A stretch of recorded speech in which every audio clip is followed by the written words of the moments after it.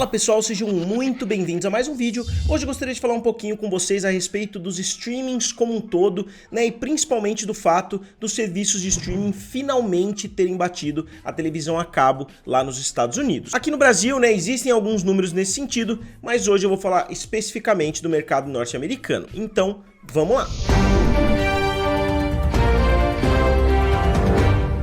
Então pessoal, eu já trouxe para vocês, né, há algum tempo atrás os números da Nielsen, que seria o equivalente ao Ibope, né, aqui no Brasil. Lá nos Estados Unidos a Nielsen tem as Nielsen Families, né, que são muitas casas espalhadas pelos Estados Unidos, que eles mantêm registros ali de tudo que as pessoas assistem. Então, obviamente, esses números não são 100% reais, como nenhum desses números é, né, a menos que cada serviço colocasse as visualizações, mais ou menos como a gente faz aqui no YouTube, né? Aí sim a gente poderia comparar, esse programa teve 1 milhão de views, aquele teve 2, aquele teve 3, mas como isso não é feito, não dá pra gente saber exatamente os números, mas de qualquer forma, vamos dar uma olhadinha nos números. O primeiro número, né, que virou a grande manchete desse relatório, né, que eles chamam de Gaud, lá da Nielsen Ratings, eles falaram que pela primeira vez os serviços de streaming ultrapassaram a televisão a cabo. E como vocês podem ver aqui, né, no relatório de julho de 2022, a gente vê a televisão a cabo com 34,4% e os streamings com 34,8%, além de broadcast, que é a televisão convencional, com 21,6%, e finalmente outros meios com 9,2%. Lembrando que broadcast era de longe o primeiro colocado, né, algumas décadas atrás, devia ter cerca de 90% ali das visualizações em território americano. Depois a gente viu a televisão a cabo ultrapassando e agora os serviços de streaming ultrapassando também. Eu queria aproveitar para colocar somente um asterisco, né? Como vocês podem ver aqui no canto, eles colocam o YouTube como um serviço de streaming. Isso eu já não concordo tanto assim, eu acho que o YouTube deveria estar no outros, deveria ter ali mais 7,3% dentro do quadro de outros, e não dentro dos serviços de streaming, porque eu acho que existe uma distinção muito clara entre o YouTube e entre os outros serviços de streaming, né? Eles não estão produzindo conteúdo original, são criadores que estão colocando conteúdo lá dentro.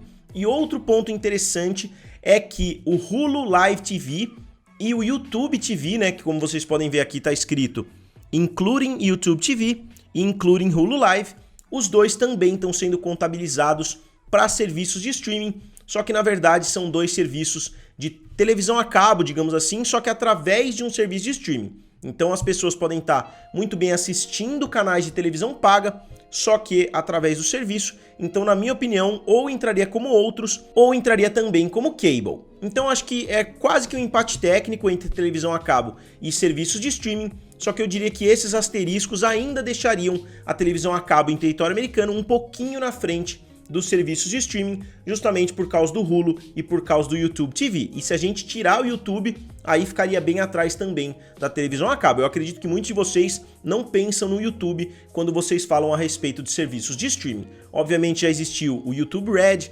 obviamente já existiram outras tentativas do YouTube de entrar nessa guerra dos streamings, mas eles de fato, né, o YouTube de fato é uma plataforma de vídeos. Obviamente você tem o elemento de streaming, mas eu não classificaria como um serviço de streaming como a Netflix, como a Amazon Prime Video, como Disney Plus e etc. Então vamos dar uma olhada no maior serviço de streaming, obviamente é a Netflix.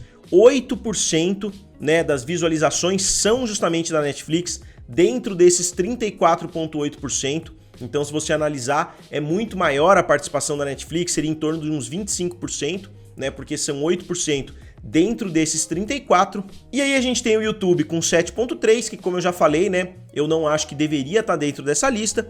Depois a gente tem o Hulu com 3,6%, então como eu falo sempre aqui no canal, o Hulu é o segundo maior serviço de streaming convencional, né, digamos assim, em território americano. O Prime Video com 3%, obviamente o Prime Video também é um serviço de streaming gigantesco por lá.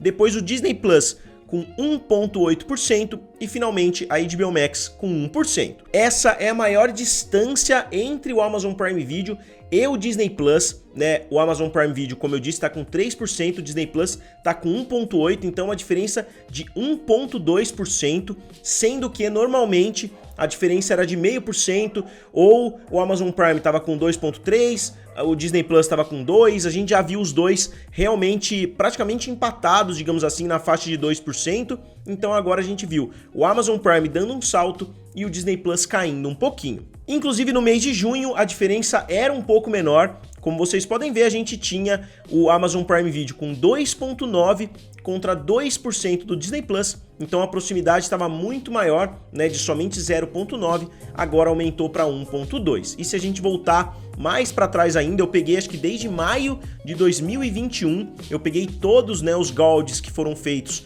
pela Nielsen Ratings e a gente sempre viu uma proximidade um pouquinho maior. E eu queria abordar um pouquinho mais a fundo, né, esses números e eu queria mostrar para vocês também os campeões dessa semana respectiva, que normalmente na Nielsen são um mês atrás, então eles não analisam o final de semana anterior, por exemplo, como eu faço aqui para vocês nas bilheterias, geralmente eles analisam um mês antes.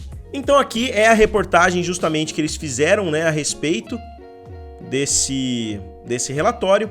A gente tem aqui os números, né, ó, 8%, 7,3%, 3,6% e assim por diante. A gente tem uma diferença relativamente alta entre o Disney Plus e a HBO Max. É até surpreendente, né? O Disney Plus tem quase o dobro, né, das visualizações da HBO Max. E aqui a gente tem um relatório bem interessante, né, ó, que mostra basicamente todos os meses desde julho de 2021 até julho de 2022. Aqui a gente vê o avanço dos serviços de streaming, que estão aqui em azul, né, ó, de 28% para 20%. Aqui começou com 28%, aí caiu um pouquinho para 27%, subiu para 28%, voltou para 27% e agora está na casa de 34,8%. Realmente uma evolução bem interessante. E aqui é mais ou menos a mesma coisa, só que por serviço de streaming. A gente pode ver aqui HBO Max com 1, Disney Plus com 1,8, Amazon com 3. Aqui, ó, só como eu falei para vocês, ó, Disney Plus com 1,5, Amazon com 2,3, Disney Plus com 1,6, Amazon com 2,2. Então vocês podem notar que realmente existe uma proximidade, né, muito grande entre os dois serviços, 1,8 para 2,3, 1,7 para 2,5. E aqui, como eu falei para vocês, dando uma olhada, né, na última semana que foi relatada pela Nielsen, né, ó, a semana do dia 11 ao dia 17 de julho de 2022, então, como eu disse, um mês atrás, a gente viu, né, os principais programas, e aqui a gente tem overall, né, que são o total dos serviços de streaming, aqui Original, Acquired e Movies, né, original, conteúdos comprados e filmes. Aqui no total a gente tem, na primeira posição, Stranger Things, né, com 2 bilhões de minutos, é isso, né?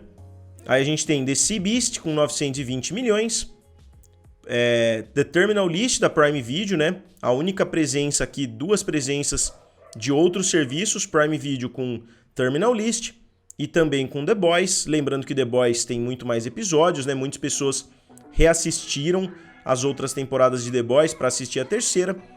Aí a gente tem aqui Netflix e Hulu, a série Alone, NCIS, Umbrella Academy, CoComelon e Grey's Anatomy. Né, aqui Resident Evil, que foi um fracasso para Netflix, mas conseguiu entrar pelo menos no top 4. E aí a gente olhar o conteúdo original, obviamente a lista vai ser bem parecida. A gente tem aqui a Miss Marvel, né, entrando, duas séries da Disney, digamos assim, né? Only Murders in the Building, que é do Hulu, e Miss Marvel, que é do Disney Plus. E aqui The Boys e The Terminal List também. Então aqui a gente tem uma lista relativamente equilibrada, né, ó. Obviamente tem muito conteúdo da Netflix, são 6 conteúdos da Netflix contra 4 conteúdos de outros serviços, mas a dominação da Netflix já chegou a ser muito maior, né? Tem meses que eles realmente ficam com os 10 programas mais assistidos. Aqui a gente tem o Acquired, né, ó. Friends, eu sinceramente não considero um Acquired, porque é da própria Warner. Eu não sei por que eles estão considerando. Eu sei que a Warner pagou para ter os direitos de Friends, mas eu continuo discordando, né, que Friends seja uma série comprada pela HBO Max, justamente porque é uma série produzida pela Warner. Então aqui a gente tem Alone, né, ó, na primeira posição, NCIS, CoComelon, Grey's Anatomy, Flash, Gilmore Girls, Friends e Seinfeld, né, ó, bem parecidos aqui, sendo que Seinfeld tem menos episódios do que Friends, aí Heartland e Supernatural, e finalmente os filmes. Aqui, né, a gente vê a HBO Max com o filme do Bob's Burgers, que chegou bem cedo, né, na HBO Max. Obviamente, os primeiros, Sea Beast, Sing 2, Girl in the Picture e 12 Strong são filmes da Netflix. A gente tem Persuasion, de 2022, Zombies 3, né, do Disney+, Chips, da Netflix, O Homem de Toronto e, finalmente, Encanto, que simplesmente não sai da lista, né? Encanto é um enorme sucesso dentro do Disney+. Então, pessoal, é isso. Eu gostaria de saber a opinião de vocês. Em primeiro lugar, vocês concordam comigo que os números do YouTube não deveriam entrar junto com os números de streaming? Eu acho que isso acaba desequilibrando um pouquinho as coisas, mas eu gostaria de saber a opinião de vocês e eu gostaria de saber também o que vocês acham, né, desse posicionamento dos serviços de streaming. Só recapitulando, eu vou colocar a imagem aqui mais uma vez. A gente tem Netflix com 8%, Hulu com 3,6%, Prime Video com 3%, Disney Plus com 1,8% e HBO Max com 1%. Então, como sempre, digam aqui nos comentários o que vocês acharam, curtam o vídeo e se inscrevam no canal. Valeu! E nos vemos em breve.